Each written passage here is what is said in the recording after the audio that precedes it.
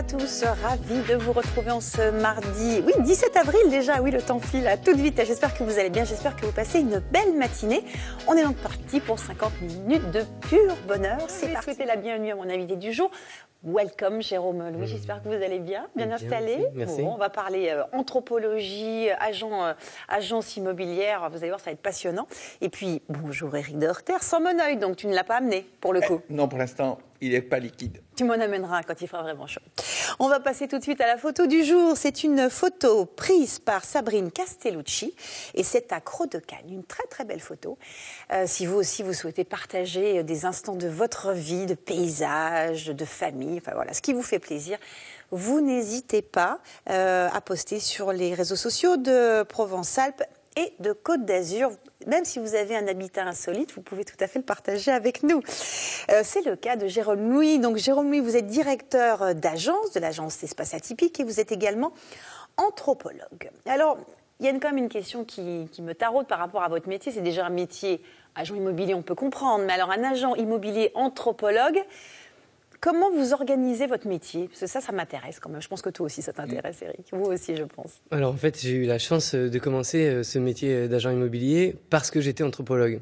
Donc, finalement, ma mère était contente que j'ai fait autant d'années d'études qu'enfin ça aura abouti, puisqu'elle voyait tous les anthropologues crever la faim dans la rue. Donc, du coup, elle s'est dit, tiens, il a trouvé un métier, c'est bien. Vous êtes ravis. Parce que anthropologue. Alors, ce qui est intéressant, c'est que vous parlez de l'habitat atypique qui est destiné à combien de personnes? Parce qu'il y a un petit pourcentage pour l'habitat atypique. C'est ça, c'est environ entre 5 et 10% en tout cas, du marché d'immobilier. Ça fait peu quand même. Bah, non, moi je trouve pas. Ah, tu trouves pas, toi? 5 à 10%, c'est quand même pas mal. 10%, c'est pas mal. Quand on voit la somme, le volume, l'année dernière, c'était 1 million de transactions en France. Bon, d'accord. Vu comme ça, effectivement, ça fait pas mal. Tout le monde n'habite pas dans des cabanes dans des arbres. Non, non, c'est bien dommage d'ailleurs. Quel est le profil de l'amateur de ce type de bien atypique? Alors, on a eu la chance, maintenant que Espace Atypique a ouvert une franchise, il y a 30 villes principales de France qui possèdent une agence Espace Atypique. Et on a pu, avec un certain nombre de transactions, faire un portrait robot de ce client atypique. Et ça concerne plutôt une tranche de population autour de 45 ans, souvent de profession libérale, donc il y a les moyens quand même de voyager, qui aiment le voyage, qui aiment le sport. Voilà, en gros, un profil... Ça nous ressemble, ça, Éric, tu trouves pas? Qui aime la nature, surtout l'âge, je pense. Alors, ce qui est assez incroyable, en fait... Là, ce qu'on voit, c'est quand même des espaces qui sont réservés à une élite. Oui, quand même. Alors, souvent, c'est vrai que là... Alors, dit Jérôme. C'est pas vraiment notre cas. Les biens qui sont diffusés là sont des villas d'architectes. Mais notre cible, c'est ça. On va d'un petit loft de 150 000 euros à une maison... effectivement, à plusieurs dizaines de millions. C'est ça, il n'y a pas des cafouches sous l'escalier. Il y a des cafouches sous l'escalier. Mais ça peut être des beaux cafouches, oui, bien évidemment. Qui se privilégient entre deux mains en main, qui sont... Alors, c'est assez incroyable parce qu'on parle de l'habitat atypique, mais la place de l'habitat de façon générale aujourd'hui, elle a énormément changé par rapport, ne serait-ce qu'il y a encore 50 ans. C'est dû à quoi ? Tout à fait. Il y a en fait une éducation et une démocratisation de l'immobilier d'une manière générale, de la décoration, de l'appropriation en fait de l'habitat qui a évolué avec notre société. Et elle est tout à fait à notre image aujourd'hui, comme on va parler de nourriture, de développement durable dans quelques instants. Tout ça, c'est lié et les gens se réapproprient leur mode de vie, leur manière de consommer et leur manière d'habiter.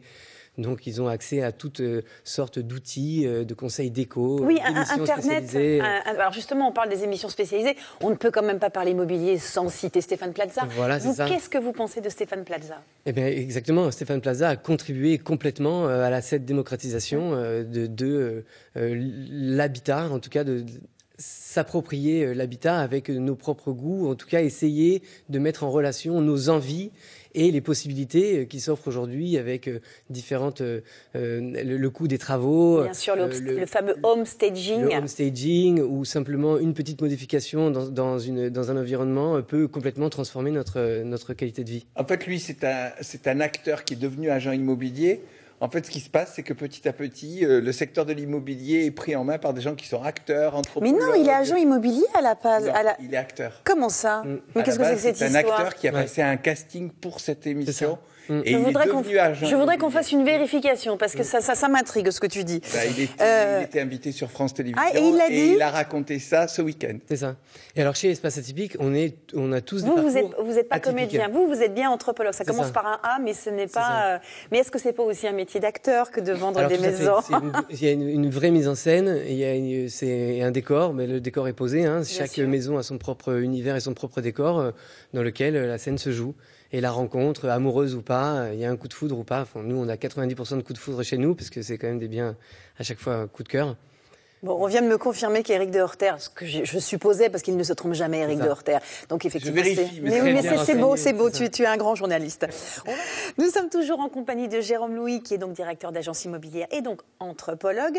Comment fait-on dans votre travail donc de directeur d'agence, mais aussi d'anthropologue, d'allier tous ces paramètres sur l'anthropologie, l'humain, l'histoire de l'art, l'esthétisme, liés à des maisons? C'est quand même un truc assez intéressant, à la fois.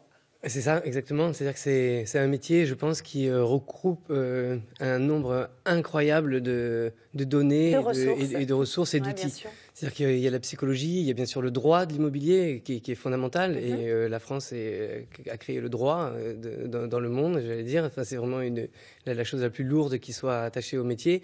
Et après, ça se décline en psychologie, en histoire de l'art, puisque vu qu'Espace Atypique, on manipule vraiment des biens particuliers, ça démultiplie la donnée initiale. Est-ce que vous pourriez faire votre métier de la même façon si c'était sur des biens, on va dire, d'une architecture classique? Pas du tout. Pas du C'est pour tout, ça. hein. C'est parce que ce sont des biens atypiques que ça met en place. Donc déjà, bien sûr, le métier d'agent immobilier, il y a un altruisme, il y a déjà une empathie qui est liée. Ça devrait être lié. Oui, ça devrait. Voilà, C'est ça pas devrait. toujours le cas, Et mais- voilà. Donc, et c'est vraiment ce qui crée encore l'exception chez Espace Atypique, c'est qu'on a voulu vraiment mettre de l'humain. Enfin, c'est une aventure humaine avant Bien tout. sûr. D'une personne qui s'appelle Julien aussi, qui a monté cette entreprise à Paris dans le Marais, qui est une configuration d'habitat très particulier, le Marais, donc d'où atypique.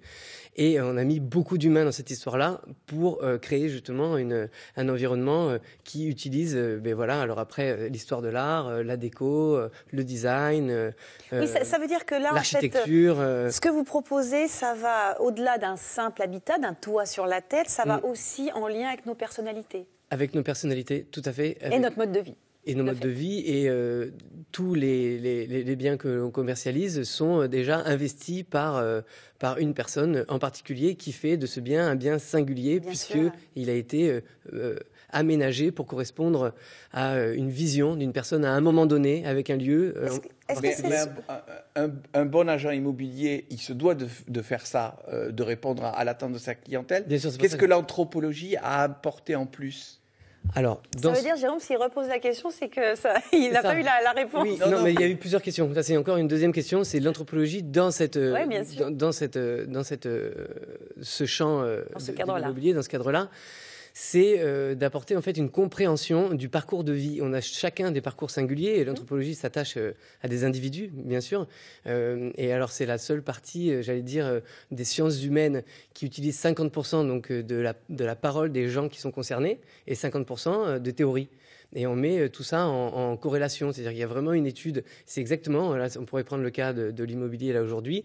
Il y a un parcours de vie. Ces gens-là, les gens qui veulent acheter ou qui veulent vendre, ont des envies, ont une vision, ou à un moment donné, Oui, leur vie. Ils s'approprient les choses, C'est peut-être ça, ils beaucoup plus s'approprient. qu'avant. C'est des parcours de. En quoi c'est différent d'un commercial qui essaye de trouver l'adéquation entre le client et le produit? J'allais dire, l'anthropologue, il va pouvoir en parler. Et en fait, l'agent immobilier qui devrait, en tout cas les agents immobiliers chez nous, chez Espace Atypique, c'est leur travail du quotidien. Disons que là, en tant qu'anthropologue, je peux mettre le doigt sur, par exemple, une évolution de l'habitat au XXe siècle. Pourquoi aujourd'hui on habite des habitats dits contemporains, aménagés, donc on restructure les espaces. Ça, c'est une analyse d'anthropologue. Après, l'agent immobilier, lui, en fait, il vit avec tout ce bagage théorique de droit, de droit et de construction, parce qu'on est aussi au courant, bien sûr, des matériaux, de maître d'œuvre, tout ce qui inclut, tout ce qui touche vraiment le matériel propre de la structure. Vous qui êtes installé au Corbusier, donc le Corbusier, c'est quand même la référence au niveau architectural. Vous puisez aussi dans ce qu'il a fait, dans son travail, pour expliquer les choses. Vous vous nourrissez aussi de... Bien sûr, c'est une adresse militante. On s'est installé au Corbusier en arrivant donc, hors les murs de Paris. C'est la première expérience d'espace atypique hors les murs de Paris. C'était Marseille en 2012. Et on s'est installé volontairement au Corbusier pour militer comme une revendication, en tout cas, du brutalisme du Corbusier, qui est une révolution en soi dans l'habitat, parce que c'est le premier à avoir créé l'habitation moderne, contemporaine, avec des baies vitrées. On libère les murs grâce à des pilotis, à des piliers centraux. On peut libérer comme ça et les surfaces intérieures et surtout les murs extérieurs en grand panoramique. Dernière question avant de retrouver Marc Brucker. La région PACA, c'est un nid pour l'habitat atypique? Alors, on a la chance d'avoir une région complètement extraordinaire pour l'architecture. Donc, de maintenant Franck Gehry et Louma à Arles jusqu'à Menton, le musée de Jean Cocteau de Rudy Ricciotti. On est vraiment aux anges au niveau et du patrimoine, parce qu'on met aussi en avant du coup le patrimoine, parce que quand on rénove une église pour créer une habitation, eh ben, en soi, on sauvegarde aussi cette église. Oui, c'est ça, il y a une vraie transformation. Et une passation, une transmission et une sauvegarde du patrimoine local, qui est richissime en PACA. Merci beaucoup, Jérôme. Nous sommes toujours en compagnie de Jérôme Louis, qui est directeur d'agence immobilière et anthropologue, et on va terminer par les petites questions à l'invité. Si vous deviez nous faire partager l'un de vos endroits préférés, quel serait-il ? Alors, on avait choisi l'Inde. On avait choisi l'Inde. Parce qu'il y en avait tellement, je ne sais plus. Il y a l'Afghanistan aussi, dont on n'a pas eu le temps de parler, parce que c'est un grand voyageur. Mais l'Inde, c'était au départ votre thèse oui, voilà, l'Inde, parce que c'est mon terrain d'études à la base, et que c'est vrai que ça m'a nourri. C'est déjà ce qui m'intéressait du fait de sa position religieuse et naturelle et de l'habitat et de tout ce qui s'ensuit. Et c'est une source d'inspiration. Voilà, c'est une source d'inspiration. Une autre source d'inspiration, quel est le livre qui vous a nourri? Et là, nous allons parler de l'Afghanistan. C'est ça. Du coup, on devait faire le raccord, mais là, du coup, ça tombe Joseph Kessel. On a choisi Joseph Kessel, Les Cavaliers de Joseph Kessel. Voilà, pour sa position d'occidental, désoccidentalisé, et poète, et acteur de la vie sociale, mais et poète, et écrivain, et passionné. On a bien compris que vous étiez un grand voyageur. Si vous deviez vous rappeler d'un moment particulier, soit en Afghanistan, soit en Inde, ça serait lequel? Quelque chose qui vous a marqué dans leur façon de vivre? Dans la façon de vivre, c'est d'être surpris par un balayeur dans les rues de Calcutta qui vous cite des vers de Baudelaire, par exemple. C'est complètement incongru et décalé et atypique, voilà, pour continuer sur le thème. Un petit peu comme vous aussi, j'avoue que c'est votre particularité, comme toi aussi. Non, mais quand on voyage, ça m'est arrivé aussi, moi. Dans l'aéroport d'Istanbul, quelqu'un qui m'a parlé de Camus, un policier qui m'a parlé de Camus. Il faut voyager. On va terminer tranquillement et tout en douceur avec une musique indienne. Je vous laisse citer son nom. Alors, Girija Devi, ouais.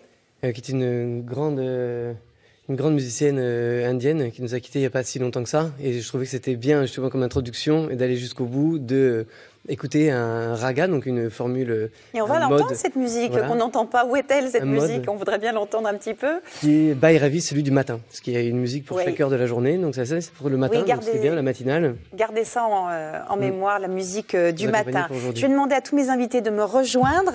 À suivre l'Instant R, votre magazine d'information. Et bien évidemment, vous pouvez retrouver toute cette émission passionnante sur notre site internet. Merci à toutes les équipes de la matinale. Et je n'entends toujours pas la musique. Qu'est-ce que c'est que cette histoire? On vous embrasse et on vous dit à demain. Venez bien près de moi pour dire au revoir à tout le monde.